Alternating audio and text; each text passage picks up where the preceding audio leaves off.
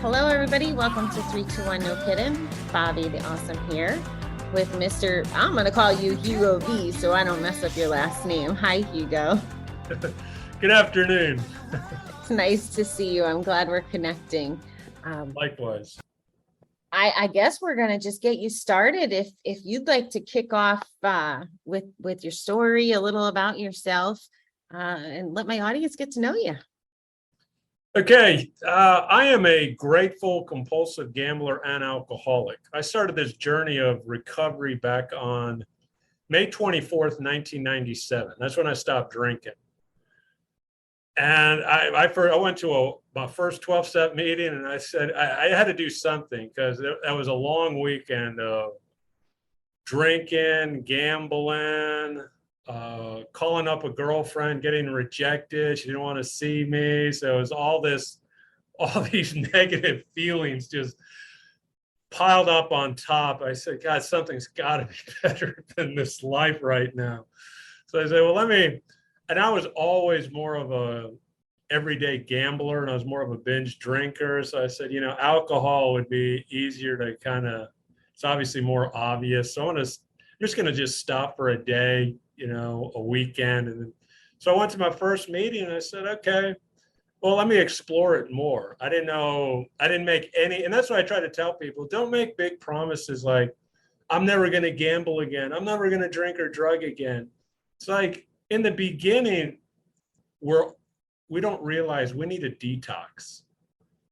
And your brain is in a complete fog of whether it's the gamblers, and I just needed a day to just kind of like not do anything, almost as like so. And then I started going to some meetings, and then after about a year and a half, and then I went into therapy. Grew up in a family that never talked about emotions, so I was totally clueless on what I was feeling. And then, of course, later on learning, all addictions and emotional disease. And then a year and a half later after that, so that was April 13th, 2000s when I stopped gambling. And then it was like about a month going back and forth to meetings. And then there's other, longer other story, but by April, I was ready to work both programs, actually work in therapy and really try to start to attempt on this road of recovery. So it's interesting to me because my journey was the opposite. I quit gambling first and then drinking. So did you know, were you aware that you might have been struggling with both when you decided to quit? Is that what you meant by it was easier to quit? Yeah, well, I always knew that, and I'm sure you're probably similar. There was never a stop button. Once I started, it was go, go, go, go, go. I could still go to school. I went to the University of Texas. I changed majors. That's why it took me 5 years. I went from pharmacy to business accounting, but I could still do enough to get by. I mean, I could have studied harder, got better grades. I could have been more involved in some other activities. But, it was one of those things that I knew early on that, I just wanted to stay out later at 6th Street at the clubs in Austin, or I wanted to go keep drinking. And I could never quite just have a few. Yeah. So you described that weekend of all that stuff that sounded maybe like a rock bottom moment. Is that a fair statement? Mm-hmm. So what prompted your quitting gambling on the day that you did? Did you have another experience like that or some experience? So in actual March of 1999, I called up the hotline here in Houston, found out where the meetings were for gambling, the 12-step rooms for gambling. I hung up the phone. By then, I think there was only 5 or 6. I said, okay, I know where they are. Okay, that's good. I want to keep gambling. So I knew a whole year prior that I needed to stop, because I think once you start to learn a few things in other 12-step rooms and you start reading things in literature, you start going to therapy. Now, I went to therapy for a year and a half just so I could pay someone, just so I could lie to them. Because when I first walked in, I told him I had just stopped gambling. This was December of 98, which was a lie. but I was just trying to tell him, hey, I'm cool with my addictions. I just need to understand. And he didn't press me, or I would try to avoid it, kind of like shook and jive. Yeah, so I knew for a while, I knew that whole year was almost preparing me. I was getting tired of lying. I was getting tired of the games. I was getting tired of I didn't realize it wasn't so much the money. I know we always, everyone looks at the money, but it's really, I always say what I stole the most or I lost the most was the amount of time. I didn't realize I was gambling 24/7. You know how we compartmentalize saying, I'm only gambling, I was a sports bettor and a horse bettor. That's what I would bet on. And I would think it's only during the games, but I was always consumed with looking at the lines, trying to figure out weather, all that injuries, all that stuff. Can you please, I'm so glad that you said that, because in the 12-step meeting that I've been going to here, there's not, a lot of crosstalk or, conversation, right? It's a structured meeting. And they were talking about lines. I don't understand what that term means. Can you explain what lines means to me? Okay. Well, I think a lot of people would know lines if they're doing cocaine. Okay. I need to do a line of cocaine.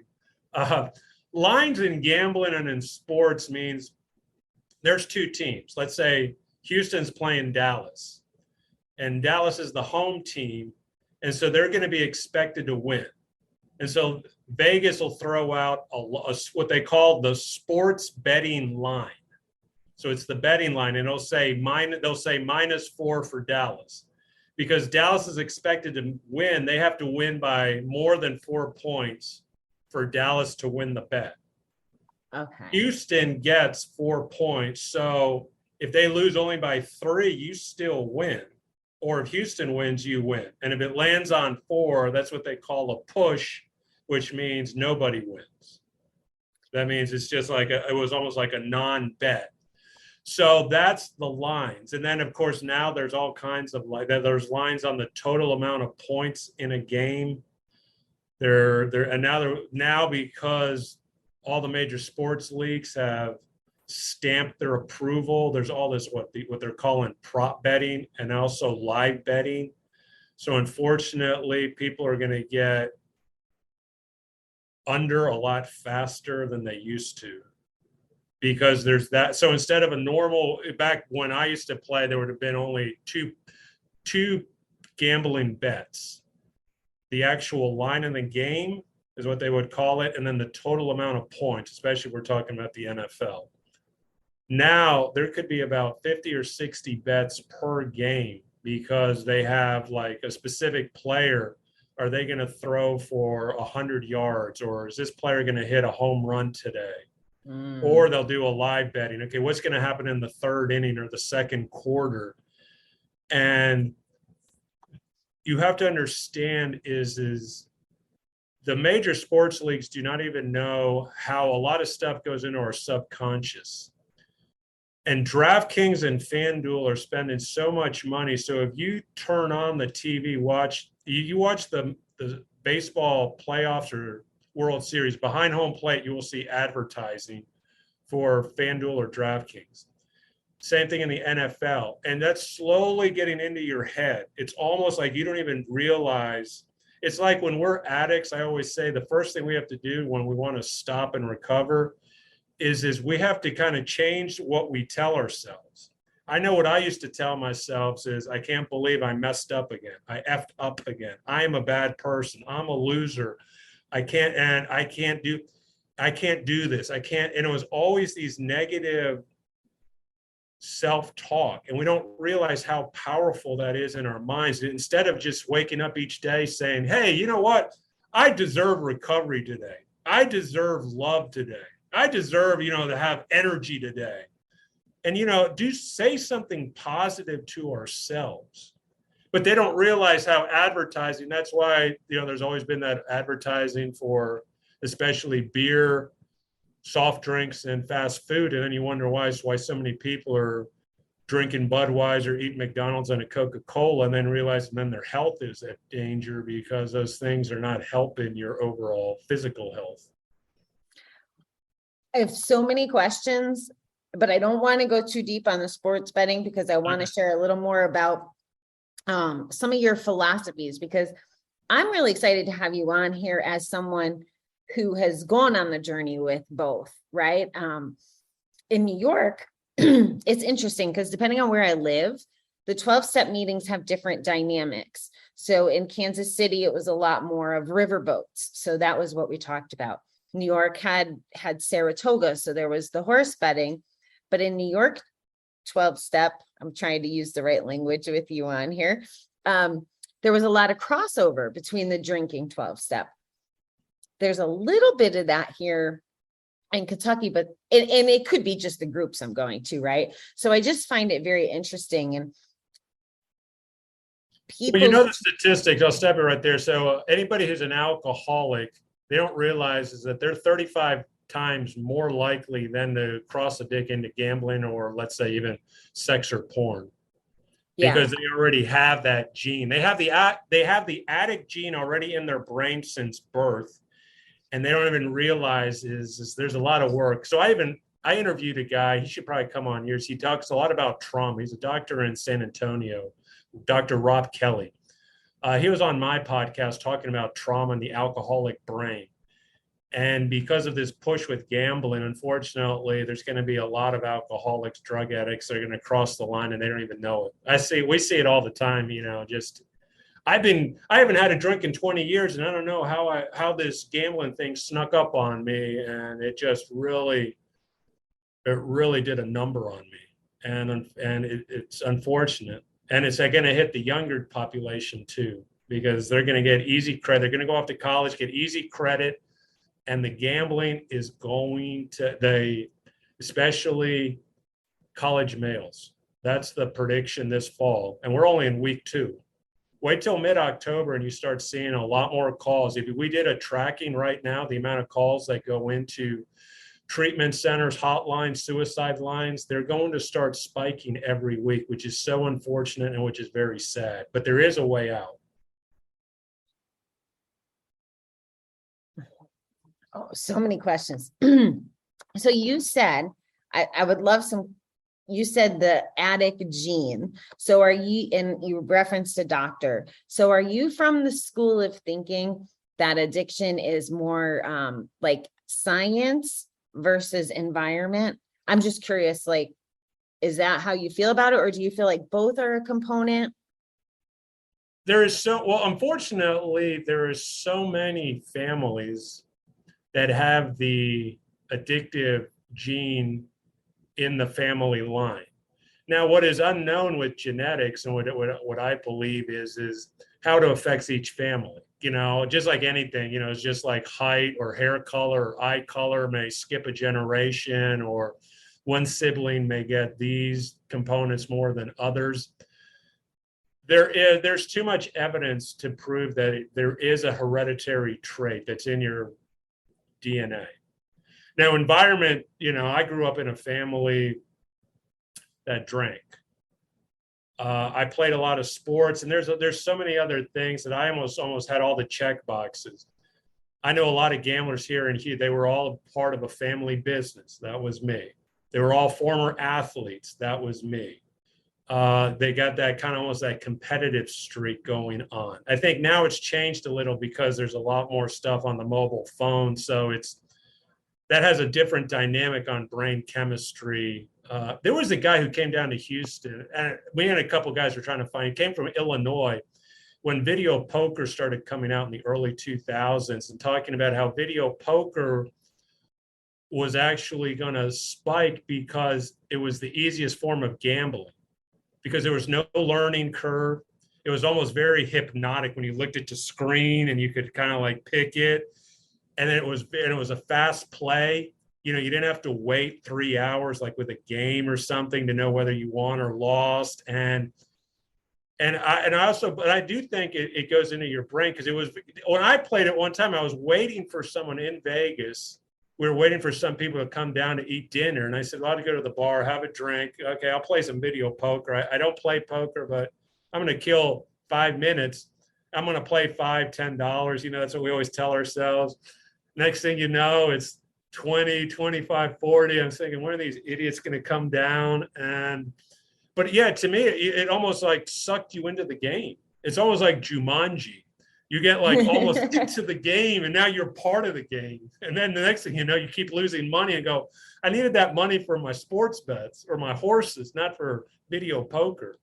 That's so funny. Everybody always assumes, I don't know if this happened to you, but everybody would always assume that I was drinking when I was gambling. And for me, it was one or the other.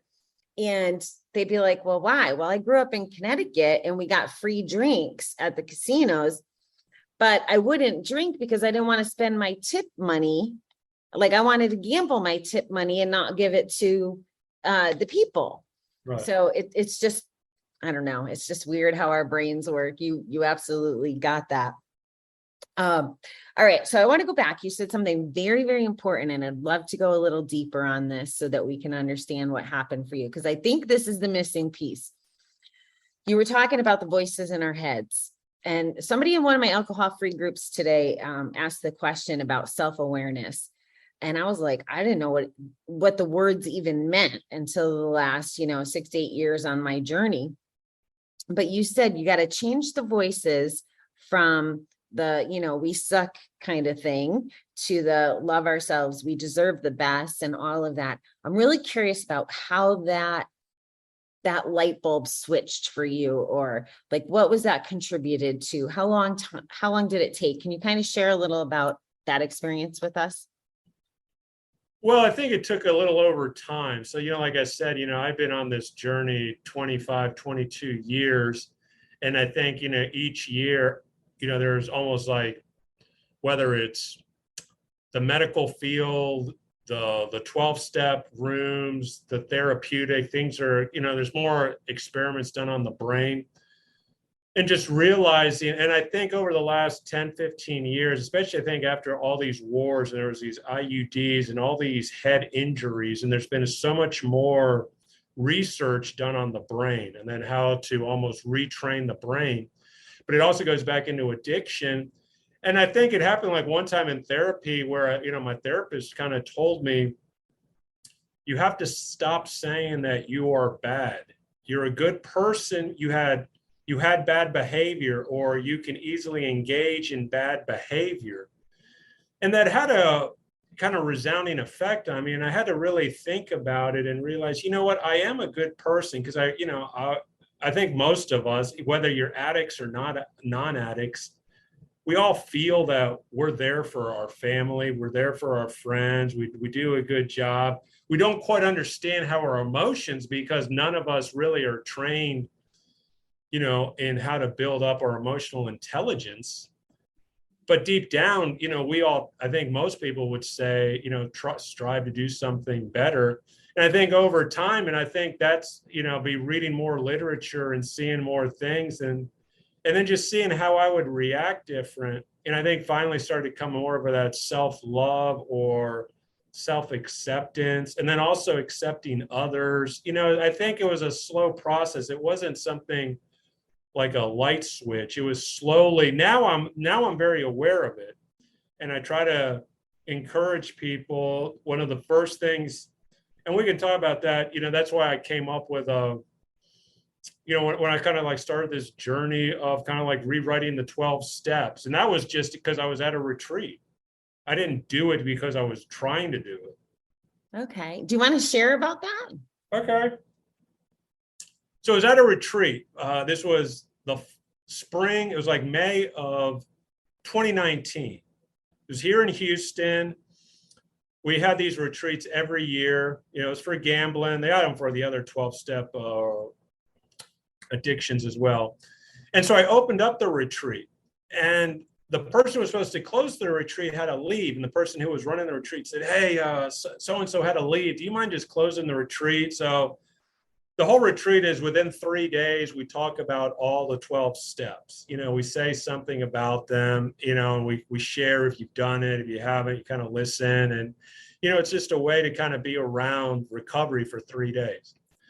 So that Saturday night, I went back to my room and I said, okay, let me see. I love public speaking. I love to entertain. And I said, what can I do? I need to do something kind of different, kind of something emphatic so people can remember, because a lot of people have that energy after a retreat for a week, a month, and then they, they kind of almost get a little more complacent.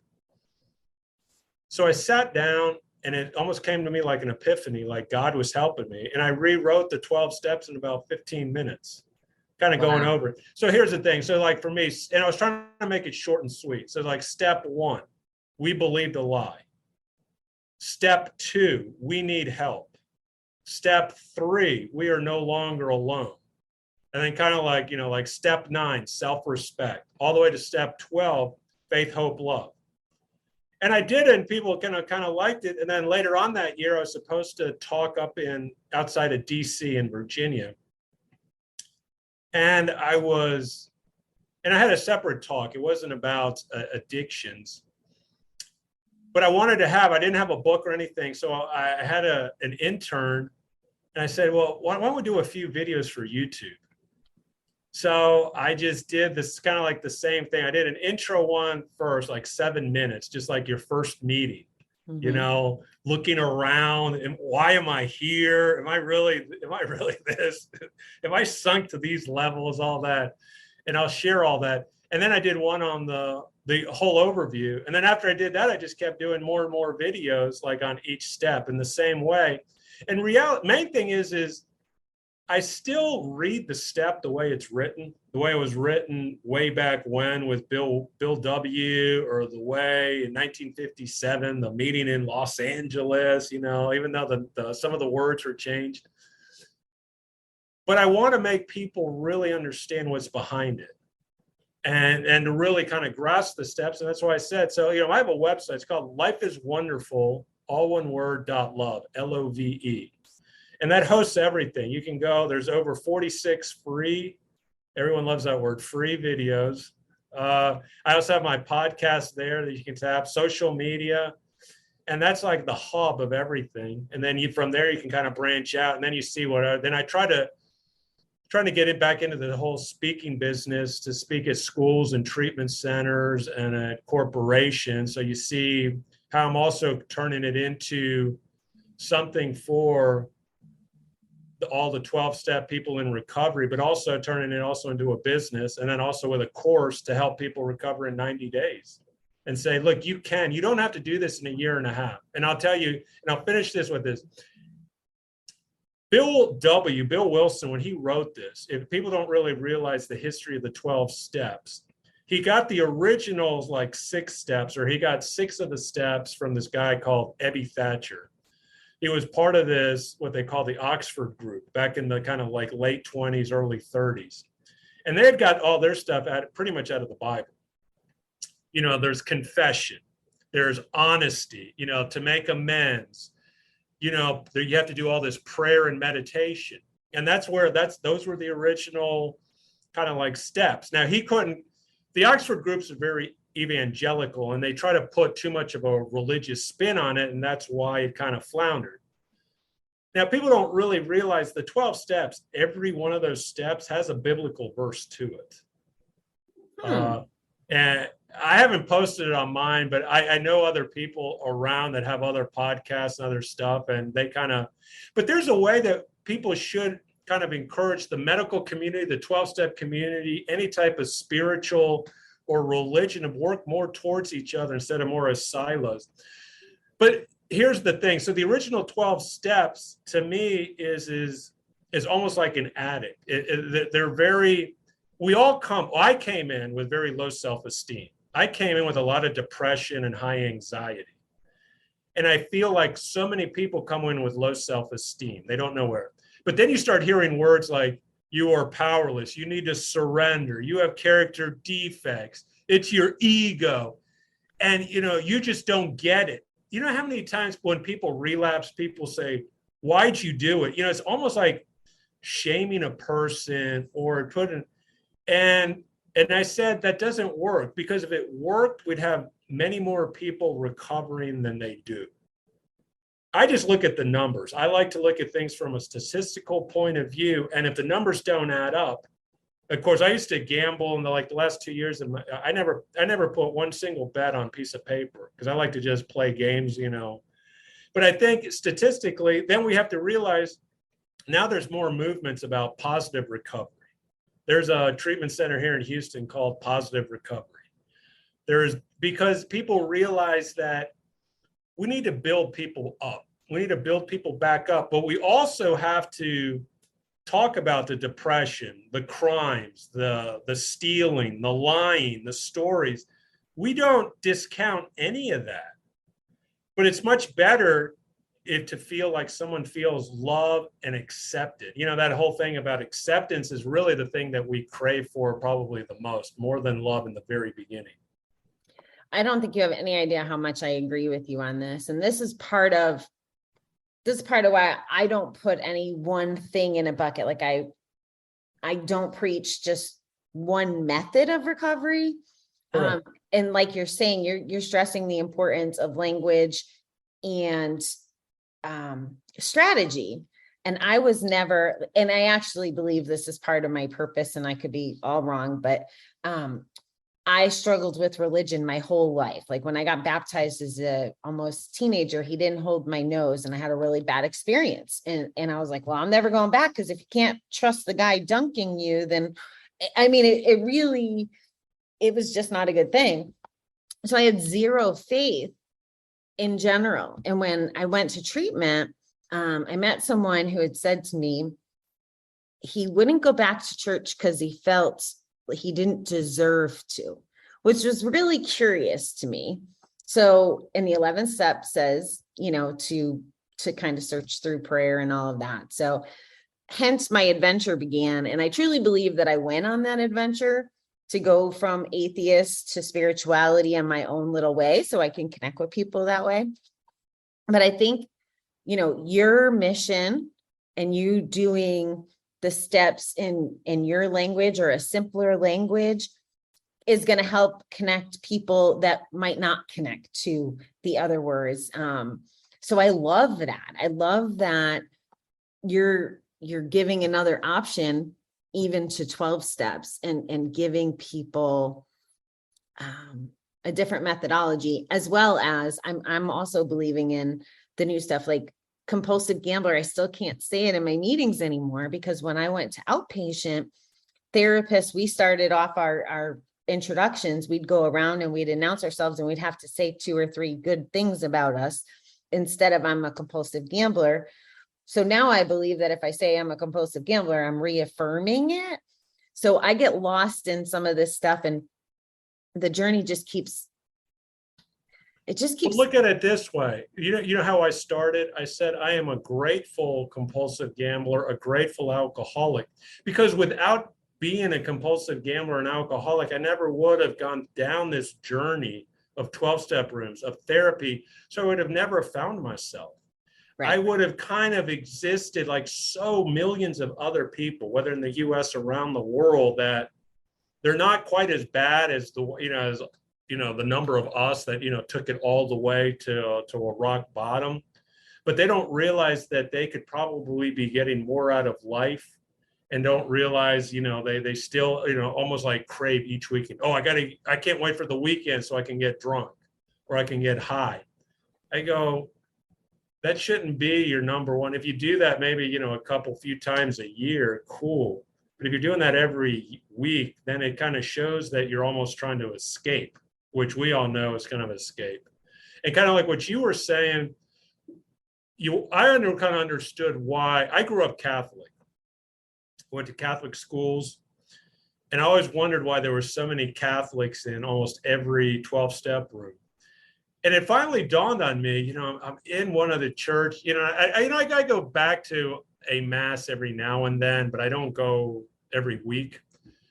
But in Catholics, they're the ones who actually believe that the host and the wine actually turns into the actual body of Jesus and the blood. And they ring the bells. But the priest, right before he does all that, he says, I'm not worthy. And I talked to other Catholics and going, do you wonder if that messed us up? Because I kept hearing that every week. I'm not worthy. I'm not worthy to, the whole thing is I'm not worthy to receive you.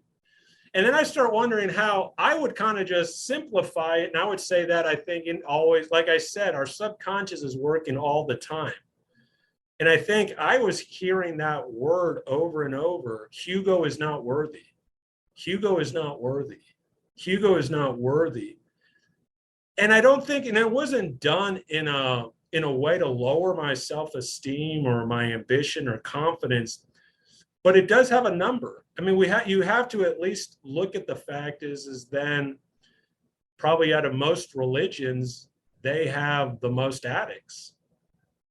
You got to at least ask the question. I'm always the thing because, and to me, it's like, why? And people would say, well, you can't rewrite the steps. I go, why can't you?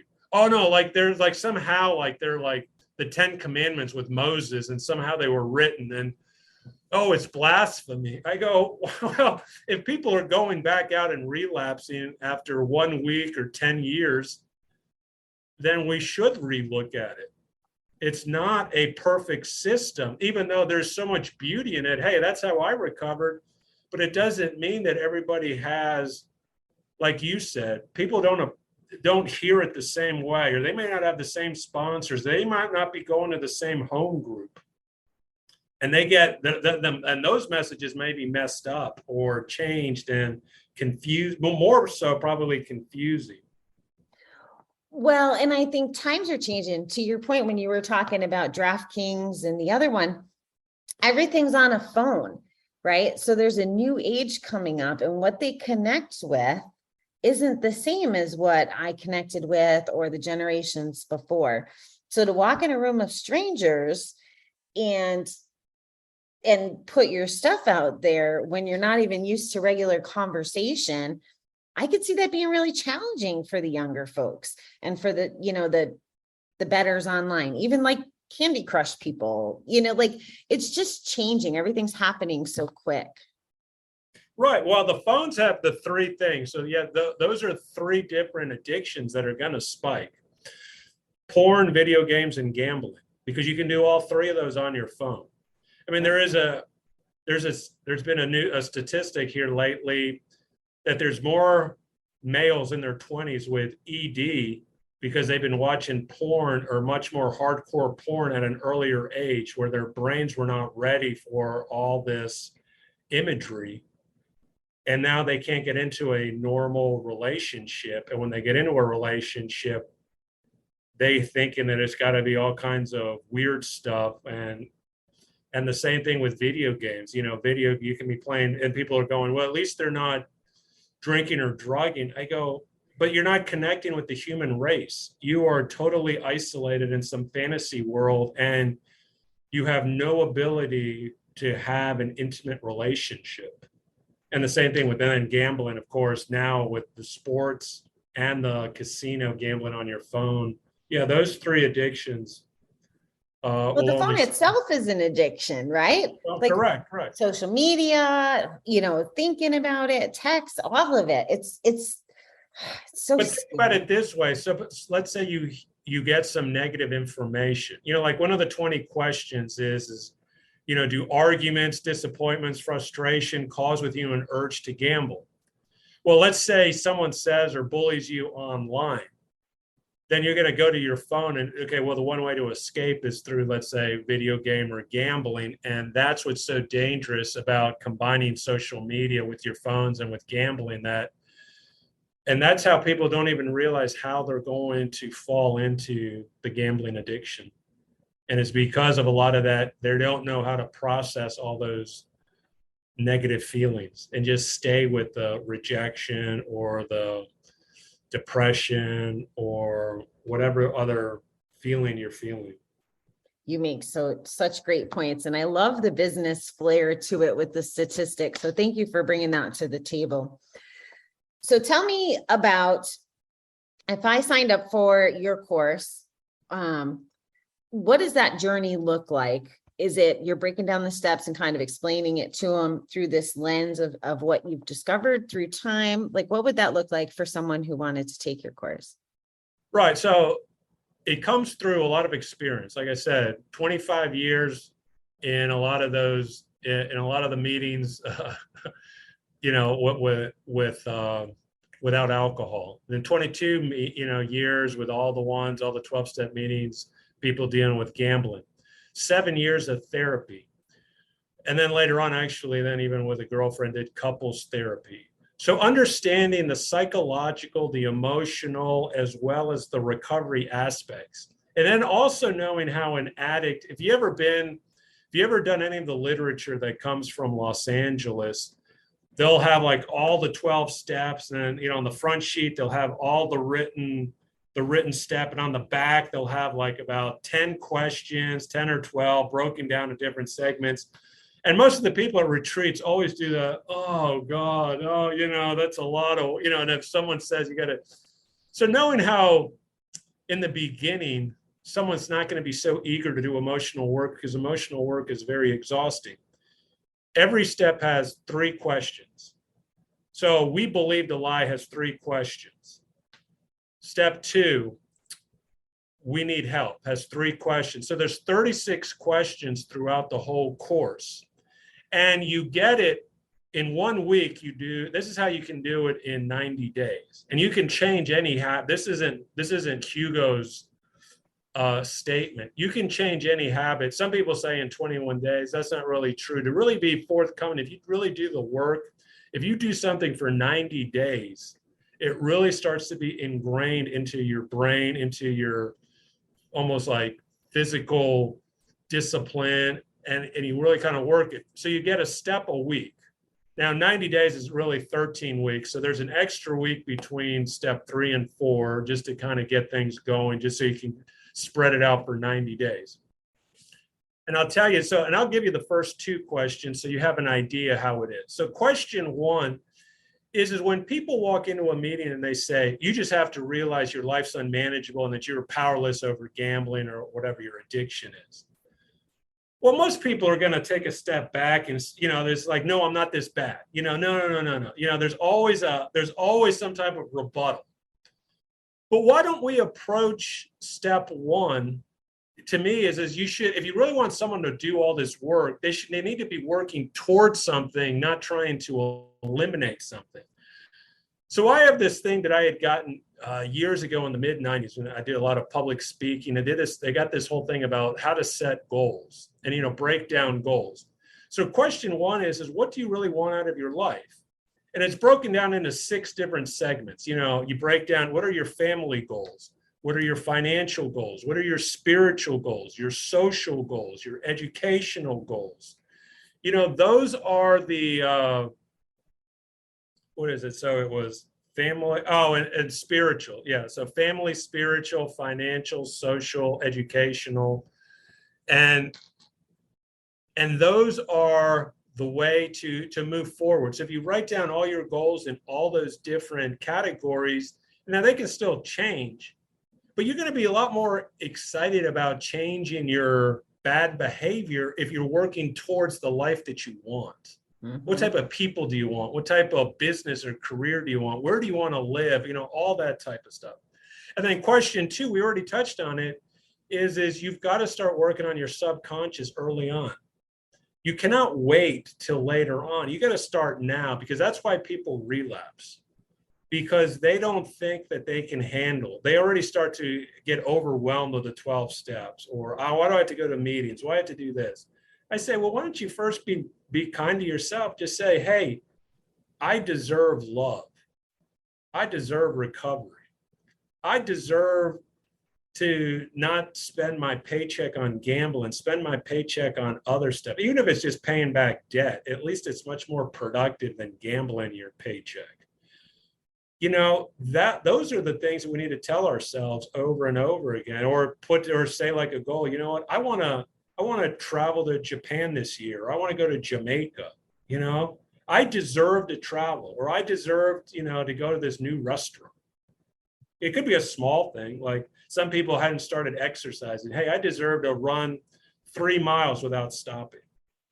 Okay, yeah. Great. That's a great goal to have. And if you wake up every morning and go, you know what, I'm going to run these 3 miles this week. And then, that first day you maybe run a mile and you walk 2. The next time you run 2, you walk 1, but then you do it. But if you take yourself, it's so powerful. If you look at anybody who talks about improving, people like to talk about, you got to just improve your mindset, but it's got to be lower than that. You got to talk about your emotions, and you got to talk about your subconscious. But that's how the whole course is, and that's how I can get you if you really are struggling with the 12 steps, that's how I can get you to recover. Even if you've had I had someone who had like over 4 years and they were still on step 6.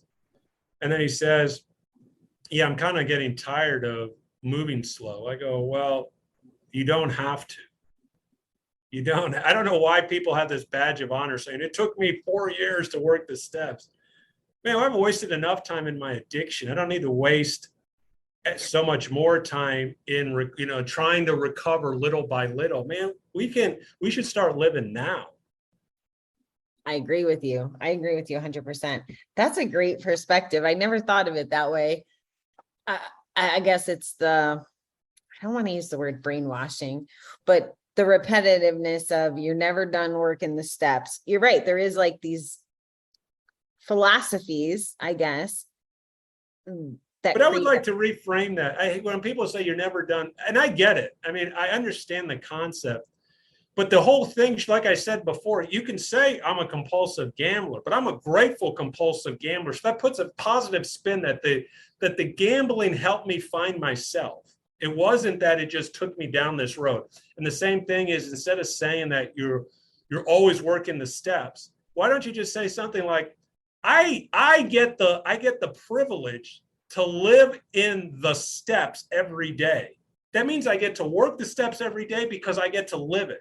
Just like people really talk about it, and almost like, if they're very religious, they say things that, when some people go, oh, that sounds, that's kind of like takes people off. And people sometimes don't understand what it means to live the steps. But all you have to do is almost change one word in so many, in anything. It could be your job, it could be your relationship, it even could be like with your pets. Little things you say can have a drastic, almost at least a 90, maybe even a 180, almost on the interpretation of that statement. So yeah, just say something like, I get to live the steps, and that means I get to live my life. I love it. All right, Hugo, is there anything? I feel like I could talk to you for days, because we have so many similarities. We'd always do a part 2 sometime later in the year. Yeah, that's not a bad idea. Is there anything you want to say before we wrap it up? Like I say, is look at recovery as a gift. See the steps, see therapy, see your sponsor as these are almost like angels that we didn't even know had. In the beginning, I was no different. I would fight, I would struggle, I would complain at home. I think, and realize is that there are so many people here willing to help. And that's the main thing. We don't have to go through recovery by ourselves. And that's why I think step 2, instead of saying came to believe, which is important, we need to come to believe in some type of spiritual being. I do believe that there's something greater than ourselves. But I think bigger than that is that realizes that we're no longer alone. There's a lot of human help out there. And there's a lot of people in this program, on a podcast, somebody's written a book. There's someone out there that's always willing to lend a hand. And just look at the beauty and realize you don't have to do this alone. And if you're doing it alone, that's probably why you don't feel almost like that extra joy that you should have. And and if you want more, I got more stuff coming out. But yeah, just go to lifeiswonderful.love. I always got new podcasts, I got new videos, or I got new products, whether it's other courses. I'm coming out with a children's book later in the year. Oh, congratulations. Because I said, why should we wait till someone actually gets into addiction to help them with recovery? Shouldn't we start teaching? The one thing we don't teach kids is we don't teach kids 2 things, financial literacy and emotional intelligence. But there's already people talking about doing more financial literacy in middle schools in certain states. But I've yet to hear a governor or attorney general or someone really pushing on how to do emotional intelligence, or they're signing bills about allotting more money for mental health. But I don't know how that's going to be sent out to the public. So I said, well, I'm gonna do what I want to do. I get it. I'm the same way. Like, what can I do in my control? Because I'll never be a politician. I don't understand anything about it. And I feel like it takes too long. So I'm with you, because I think there needs to be more funds allocated to treatment. It's not fair across the states. Like, Correct. it's anyway, I won't go down that rabbit hole, but yes, Hugo, I would be up for a part 2 down the road. That would be great. And I'd love to talk about the children's book down the road. So thank you very much for being here. I really appreciate it. I appreciate it too. I appreciate you having me on. Yeah, it was great. Thank you. If you're not mine.